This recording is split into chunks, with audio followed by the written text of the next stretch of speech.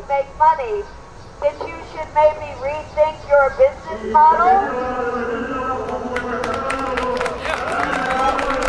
And you tried and said, we pray for peace. We work for peace. We want peace. Alone we are isolated, we are marginalized. But together, hand in hand, we can send a message that cannot be silenced, cannot be jailed, cannot be divided, and cannot be ignored. About the throne. What you don't read about is the country's fixed. A new crisis is upon us, and the left is not only silent, large parts of the left are actually supportive of the official agenda. And we're talking about the new normal.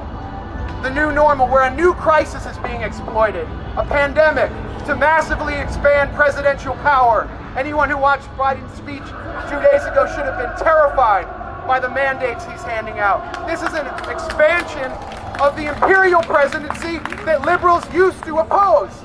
And so we see leftists who oppose segregation now supporting segregationist passports. We see liberals who claimed they supported civil rights now supporting massive crackdowns on civil liberties. We see liberals and leftists who say they're opposed to censorship now silent as YouTube censors any discussion of the new normal that's upon us. And we know this won't go well. We know this won't go well because of the lessons of 9/11.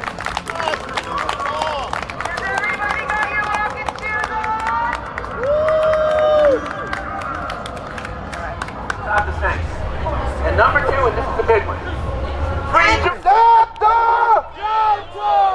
So I was invited to be an organizer by Magnus and Kimber.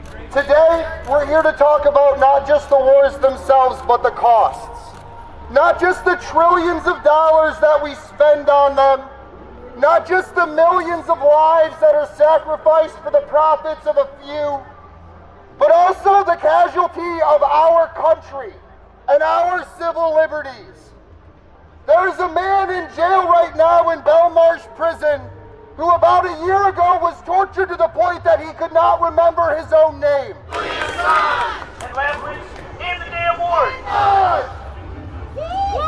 So what are the other costs? They were trying to get you and your dad, and your mom, and your government to believe stupid things and act in stupid ways.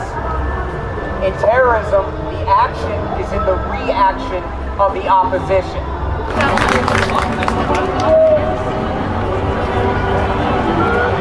Even though he knew it was Al-Qaeda that did it and said we're going to war against terror. No! These fucking wars have got to go! Hello!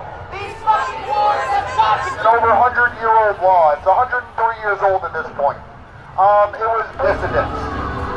This speech that I'm going to read is actually a violation ago today.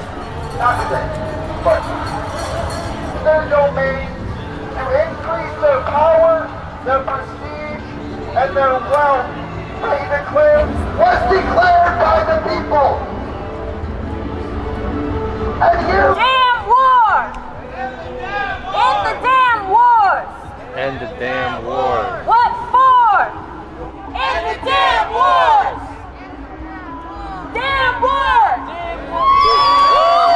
Who wants to end mass incarceration? Woo! Who wants to end poverty? Woo! All right. Martin Luther King identified these as the triple evils because they're all interconnected. And we got to address them. We got to address them together. Fuck Biden! Fuck Biden! Fuck Obama! Fuck Obama! Fuck Bush! Fuck Bush! Fuck Biden! Fuck Biden! Fuck Trump! Fuck Trump! Fuck Fuck the NSA! Down with the empire!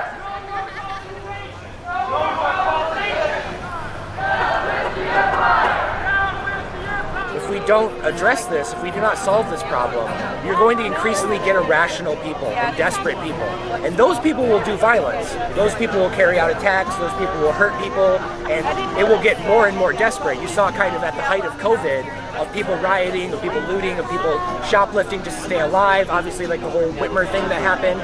You're seeing people get desperate, and that's been my entire message from the beginning, and a lot of my fellow people in the movement of like, hey, this is our last chance to come together and work and fix this issue, because if we don't fix this issue, that's when the irrational things are going to happen. That's when the violence is going to start happening. If you thought the last year was bad, next year will be worse. It will get worse because our country is increasingly divided. And the only way to solve that is to do events like this, to get people to talk together. Not debate ideas, but put aside differences and focus on those single issues. And people obviously like criticize all the time that you want this, you want this. I don't, and that's the only reason I do all these things. But we're preparing for it, obviously, because we see it happening. And until we see people outside of us in different groups and events doing their own unity thing and addressing these issues and kind of having a Occupy 2.0, a general strike they're talking out of left. You're seeing libertarians talking about no compliance all across the political board. If we don't get to that point, that's when people start bringing out guns, that's when people start looting, that's when people start hurting each other like in Portland and stuff like that. So that's... End the damn wars! I want to join these people. Stop the end. Defund the Pentagon! Hey! Fuck the NSA! That's the power you can do. That's the power you can have. We want to replicate this. We want you to take this home. We want to build this. We want the 2006 anti-war movement back.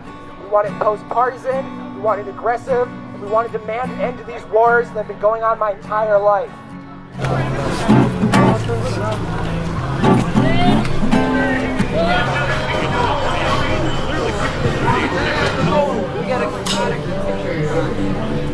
Where are you guys eating